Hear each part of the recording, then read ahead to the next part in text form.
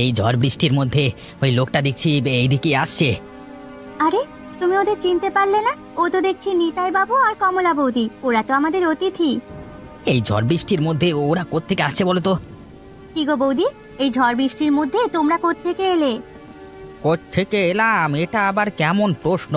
বাড়ি থেকে এলাম, এসেছি বলে খুশি হওনি চলে যাব নাকি? আরে দাদা, ও তেমনটি বলেনি।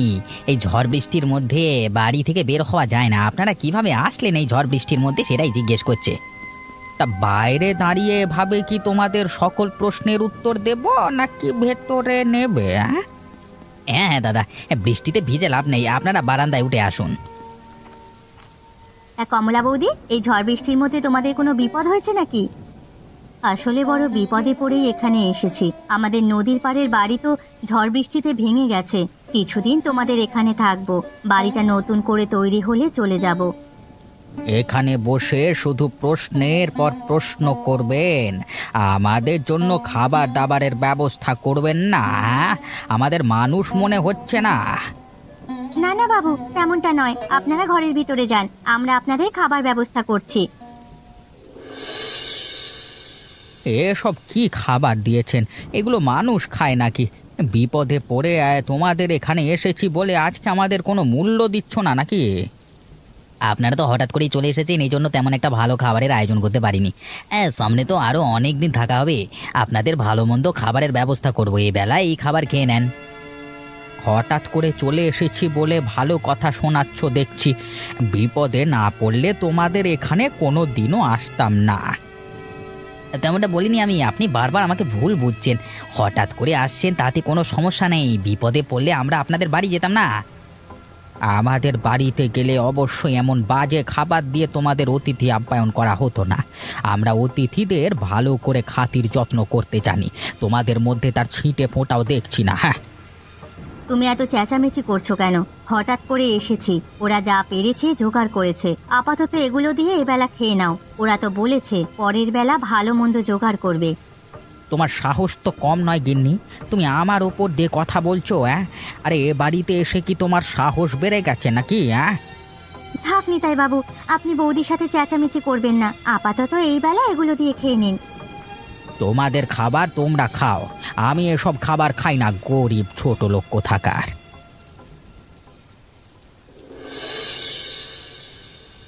তোমার অভাবে খাবার ফেলে দিয়ে ওঠা এভাবে উচিত হয়নি। এমনিতেই আমরা বিপদে পড়ে ওদের বাড়িতে এসেছি, তার উপর ওদের সাথে এমন ব্যবহার আমাদের যায় না। বিপদে পড়ে এসেছি তাই বোধহয় আমাদের কোনো মূল্য নাই, তাই না? আমি বড় পরিবারের মানুষ, আমাকে তো যেমন তেমন ভাবে অপমান করলে চলবে না, আমার খাতিরদারি করতে হবে খুব ভালোভাবে। সবাই তো তোমার মতো বড় পরিবারের সন্তান না, সবাই তোমার মতো বড় লোক না, সবাই তোমার মতো ভালো মন্দ খেতে পারে না। ওরা যেটা জোগাড় করেছে সেটা দিয়েই তোমার খেয়ে নেওয়া উচিত ছিল। তুমি ওদের হয়ে বকবক করো না আমার কানের কাছে। ওদের কিভাবে শায়েস্তা করতে হয় আমি সেটা ভালোভাবেই ভেবে রেখেছি। এ কি বলছো? তুমি ওদের ক্ষতি করবে কেন? ওরা তো তোমার কোনো ক্ষতি করেনি। ওরা আমাকে অপমান করেছে, আমার ঠিকঠাক মতো মূল্যায়ন করেনি। আমাকে এই অবহেলার জন্য অবশ্যই ওদের শাস্তি পেতে হবে। আমাকে ওরা এখনো ভালো করে চিনতে পারেনি। তুমি কি পাগল হয়ে গেলে নাকি? কি সব আবোল তাবোল বকছো?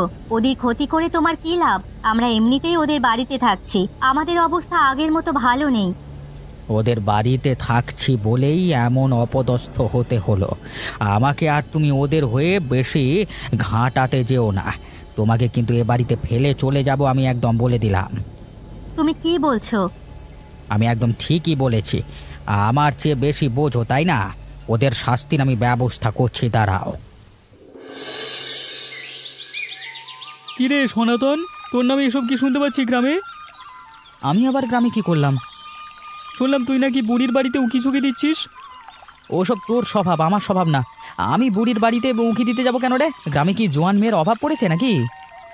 এই তো ফেসে গেলি তুই। আরে আমি তো মেয়ে ছেলের কথা বলিনি, আমি বলেছি বুড়ির বাড়িতে গিয়ে তুই নাকি মুরগি চুরি করিস, আর তুই শুরু করলি ওই সব কথা উল্টোপাল্টা দিয়ে। চোরের মন পুলিশ পুলিশ, তাই না? কখন যে তুই কিভাবে কথা পাল্টিয়ে নিস তা বোঝবার ক্ষমতা আমার এখনো হয়নি। হবে কিভাবে? তুই তো এখনো দেখছি বোকা আছিস। তুই তো ভালো করেই জানিস বোকারা বোকাদের সাথেই চলে। আমি যদি বোকা হই তাহলে তুই কি? তুই তো আমার বন্ধু, তাহলে তুইও বোকা। আরে আমি বোকা নই, তাই জন্যই তোকে বন্ধু বানিয়েছি, না হলে যে তোকে কে কবে ঠকিয়ে খেত। আরে এর জন্যই আমি আছি, আর আমি আছি বলেই তোকে কেউ ঠকাতে পারে না, এটা মাথায় রাখি সনাতন। তোর মতো বন্ধু থাকতে অন্য কে আমাকে ঠকাবে? তুই নিজেই তো আমাকে ঠকিয়ে খাস শালা। তাহলে তুই স্বীকার করে নিলি যে তুই বোকা? তুই বোকা আর আমি চালাক নাকি? আমি তোকে ঠকিয়ে খেতে পারি বন্ধু? হ্যাঁ, ঠকিয়ে খেয়ে তো বড় বিশাল বাড়ি করেছিস। তুই পারবি? তুই তো হলি গরিব। আরে তোকে ঠকিয়ে বাড়ি কি করব? তোকে ঠকিয়ে তো গোয়াল ঘরও করতে পারবো না, যত সব। আপনাকে তো ঠিক চিনতে পারলাম না, এ গ্রামের নতুন নাকি? আপনি আমাকে চিনবেন না, গ্রামে আমি আপনার অনেক নামডাক শুনেছি, তাই একটি কাজে আপনার কাছে এসেছি। আপনি পরিচয় দিন, আমি অবশ্যই চিনতে পারবো। আমি পল্টুর বাড়িতে অতিথি হয়ে এসেছি, আমি ওদের আত্মীয় হই। ও আচ্ছা, তা আমার কাছে এসেছেন কি মনে করে? কি প্রয়োজন আমার কাছে বলুন তো? আমি পল্টুর কাছে আগে থেকে অনেক টাকা পয়সা পাই, সেজন্য ওর বাড়িতে এসেছি। এই ঝড় বৃষ্টি উপেক্ষা করেও কোনো ক্রমেই সে টাকা দিতে রাজি হচ্ছে না। আপনি যে পল্টুর কাছে টাকা পান সেটা আমি কিভাবে বুঝবো? প্রমাণ তো থাকতে হবে।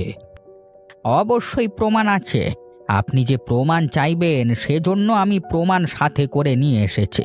আমি অন্য জায়গা থেকে এসেছি, প্রমাণ ছাড়া অবশ্যই আপনি আমাকে সাহায্য করবেন না, সেটা আমি আগেই বুঝতে পেরেছি। আপনার কাছে কি প্রমাণ আছে আমাকে দেখান। এই যে দেখুন, পল্টুর বাড়ির জমির দলিল। এই জমির দলিল বন্ধক রেখেই আমার কাছ থেকে টাকা নিয়েছে ধার, এখন সেটা দিতে অস্বীকৃতি জানাচ্ছে। তাহলে এখন আমি কি করতে পারি? আপনি গিয়ে ওদের বাড়ি থেকে বের করে আমাকে বাড়িটা দখল করে দিন।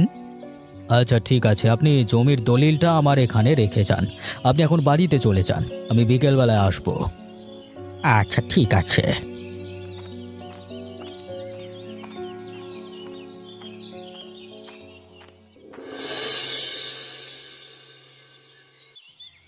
আরে বাবু, আপনি আমাদের বাড়িতে হঠাৎ কি মনে করে? আসুন আসুন, ভেতরে এসে বসুন।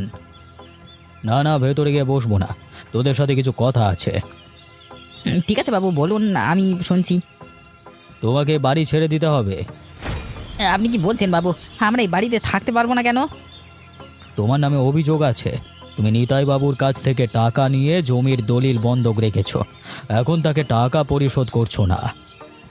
আপনি কি বলছেন বাবু? আমি তো তার কাছ থেকে কোনো টাকা নিইনি। তাহলে তার কাছে তোমার জমির দলিল গেল কিভাবে? ও যদি টাকা না নিত তাহলে অবশ্যই এই দলিল আমার কাছে আসতো না।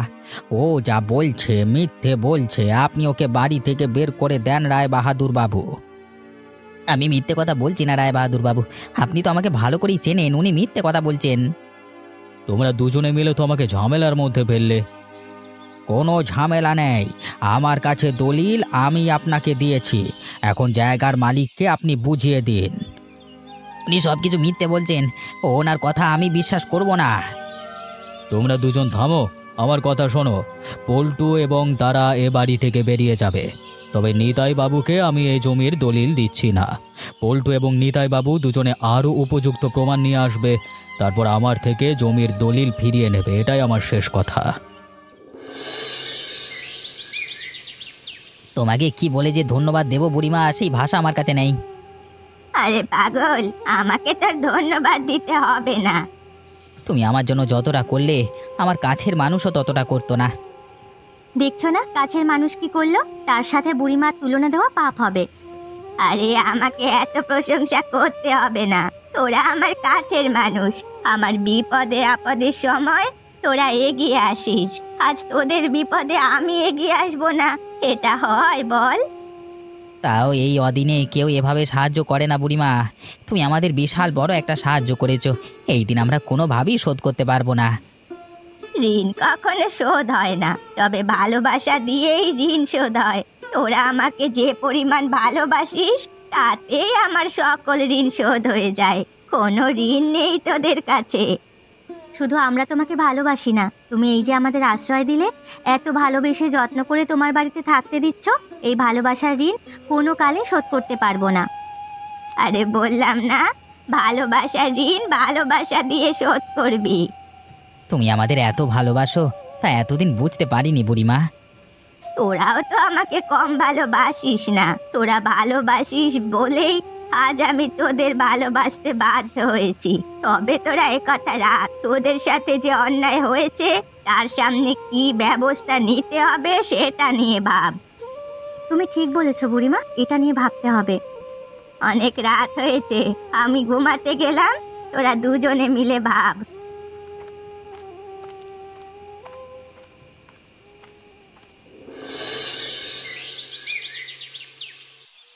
কিরে, তোরা সকাল সকাল আমার বাড়িতে এসে উপস্থিত হয়েছিস কেন? কি মতলব তোদের? হ্যাঁ, তোমার বাড়িতে আমরা কোনো মতলব নিয়ে আসিনি বুড়িমা। তাহলে সকাল সকাল আমার বাড়িতে এসেছিস কেন সেটা বল। আরে আমরা এসেছি পল্টু দাদার সাথে কথা বলতে। পল্টু দাদাকে একটু ডেকে দাও তো। ও আচ্ছা, আমি তাহলে পল্টুকে ডেকে দিচ্ছি। পল্টু, এই পল্টু, তোর খোঁজে সনাতন আর তপন এসেছে, একটু বেরিয়ে আয় তো। কি হয়েছে বুড়িমা, এইভাবে ডাকছো কেন? আরে আমি ডাকছি না, তপন আর সনাতন এসেছে তোর সাথে কথা বলতে। হ্যাঁ গো পল্টুদা, আমরাই বলেছি বুড়িমাকে তোমাকে ডেকে দিতে। হ্যাঁ বলো, কি জন্য এসেছো, কি জন্য আমাকে ডাকছো? তোমার বিপদের কথা শুনে তোমার কাছে ছুটে আসলাম। শুনেছি তোমার বাড়ি থেকে নাকি তোমাকে বের করে দিয়েছে, তাও তোমার এক আত্মীয়। হ্যাঁ, তোমরা একদম ঠিক শুনেছো। তুমি এখনো বসে আছো কেন পল্টুদা?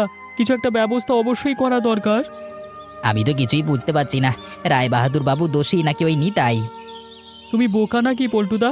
রায় বাহাদুর বাবু দোষী হতে যাবেন কেন? আরে দোষী হলো গিয়ে নিতাই বাবু, তিনিই তো তোমার দলিল নিয়ে রায় বাহাদুরকে দিয়েছে। সেটা আমি বুঝতে পেরেছি, কিন্তু কি করব সেটা তো বুঝতে পারছি না। তুমি কিছু করবার চেষ্টা করো, আমরা আছি তোমার সাথে। আচ্ছা ঠিক আছে, তোমরা যাও, তোমাদের দরকার হলে আমি ডেকে নেব। আচ্ছা ঠিক আছে।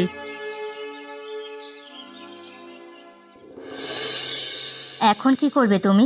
মানুষ ঠকিয়েও তো কোনো সুবিধে করতে পারলে না, এখন কি করতে চাচ্ছ? কানের কাছে ঘ্যান ঘ্যান করো না বলছি গিন্নি, মন মেজাজ এমনিতেই খারাপ হয়ে আছে, তার উপর তুমি এসেছো আবার কানের কাছে ঘ্যান ঘ্যান করতে। তার বাবা, কত করে বলেছি মানুষের সাথে এমনটা করো না, তুমি তো আমার কোনো কথাই শোনো না।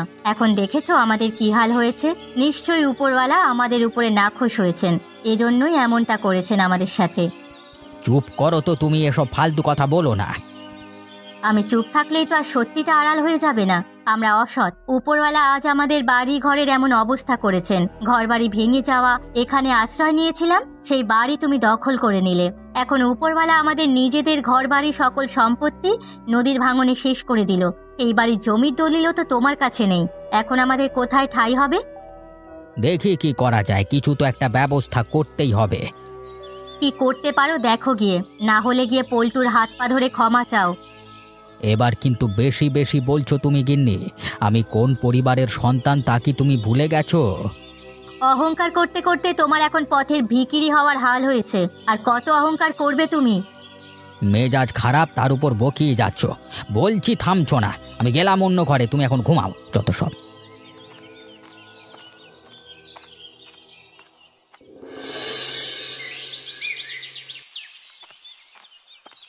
ইরে পল্টু, তারা, তোরা এখানে বসে কি করছিস?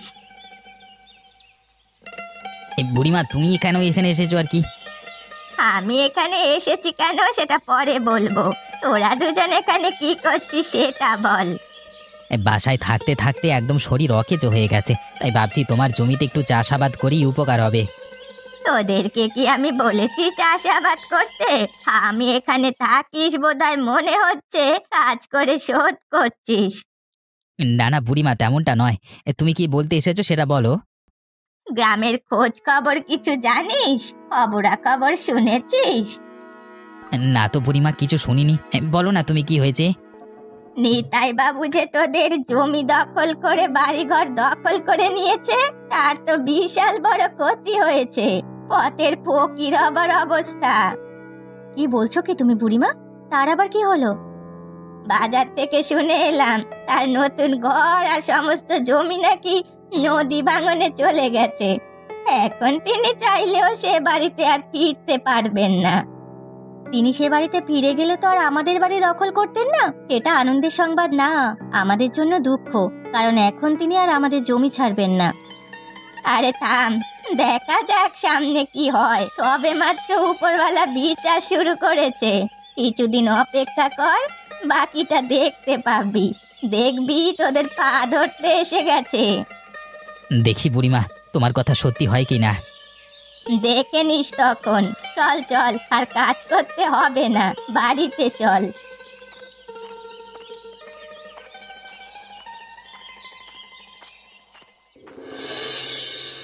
তোমার হঠাৎ করে কি হলো? সকাল থেকেই দেখছি পেটে ব্যথা। কি হয়েছে সেটা তুমি বুঝতে পারছো না? আমি তো সেটাই জানতে চাচ্ছি কি হয়েছে। তুমি আমাকে খোলসা করে না বললে আমি কিভাবে বুঝবো বলো? মানুষের অভিশাপ লেগেছে আমাদের ওপরে, সেজন্যই আমি অসুস্থ হয়ে গেছি। আর এই অভিশাপের কারণ হলো গিয়ে তুমি মানুষকে ঠকিয়েছো। বোধহয় আজকে আমাদের এই জন্যই এত অধঃপতন নেমে এসেছে। আমি অসুস্থ হয়ে পড়েছি। আবার শুরু করে দিলে তুমি সেই পুরনো কথা। কিছুই পুরনো কথা নয়, তোমার জন্যই একটার পর একটা বিপদ হচ্ছে আমাদের। তুমি কি কখনো শোধরাবে না? এই পাপের প্রায়শ্চিত্ত করবে না তুমি? গিন্নি কি হলো তোমার? তুমি কথা বলছো না কেন? এই কথা বলো, তুমি যা বলবে আমি তাই করব। আমার কথা বলার আর একটুও শক্তি নেই পুরো শরীরে। আমার শরীর আস্তে আস্তে নিস্তেজ হয়ে পড়ছে। আমি বুঝি আর বাঁচবো না গো। না না গিন্নি, তুমি আমাকে ছেড়ে যেতে পারো না। আমি এখন কি করব তুমি বলো। তুমি এক কাজ করো, তুমি গিয়ে পল্টু আর তারাকে বাড়িতে ফিরিয়ে নিয়ে এসো। তাহলে যদি উপরওয়ালা আমাকে একটু শান্তি দেয়। আচ্ছা আচ্ছা ঠিক আছে, আমি ওদের গিয়ে নিয়ে আসছি।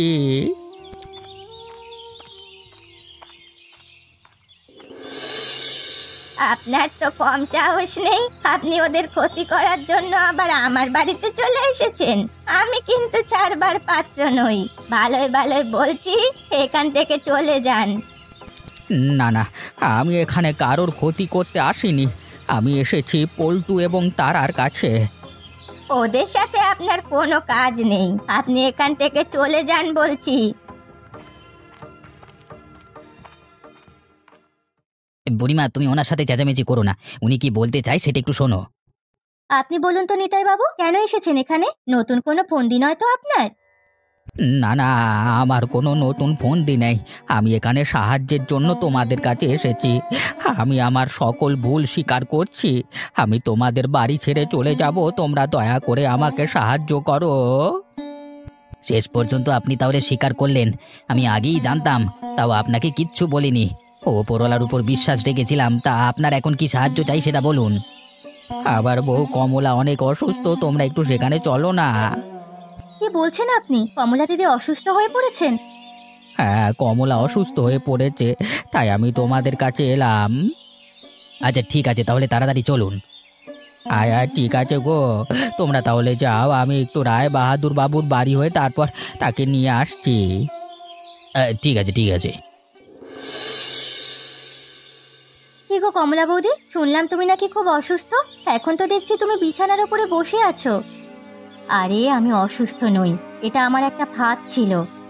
কি বলছো? তুমি এমন ফাঁদ পেতেছো কেন? আরে তোমার দাদাকে একটা উচিত শিক্ষা দেওয়ার জন্যই এমন ফাঁদ পেতেছি আমি। তার এই অন্যায় তোমাদের সাথে আর কোনোভাবেই আমার সহ্য হচ্ছিল না। কে গো গিন্নি, তুমি যে বসে আছো এভাবে? তুমি না অসুস্থ? শুয়ে থাকো, বসে আছো কেন? আমি অসুস্থ নই, তোমাকে সঠিক পথ দেখানোর জন্য এটা আমার অভিনয় ছিল মাত্র। এ তুমি কি বলছো? এটা তোমার অভিনয় ছিল? তুমি আমার সাথে এমনটা করতে পারলে? তুমি ভুল পথে গেলে অবশ্যই তোমাকে সঠিক পথে আনার জন্য আমি এমনটা করতেই পারি। তুমি যা করেছো তা কোনো ভালো মানুষ করে না। তোমার ভুল কাজের জন্য এখন সবার কাছে ক্ষমা চাও। তুমি গিন্নি আজকে আমার চোখ খুলে দিয়েছো। আমি আসলেই অমানুষের মতো কাজ করেছি। আমার আসলেই এমনটা করা উচিত হয়নি। পল্টু এবং তারার কাছে আমি সর্বোচ্চ অন্যায় করেছি। পল্টু এবং তারা, তোমরা আমাকে ক্ষমা করে দাও। আর রায়বাহাদুর বাবু, আপনিও আমাকে ক্ষমা করে দিন। এ জমির দলিল ওদের, আমি আর দাবি করব না। আমি সেটা চুরি করে নিয়েছিলাম।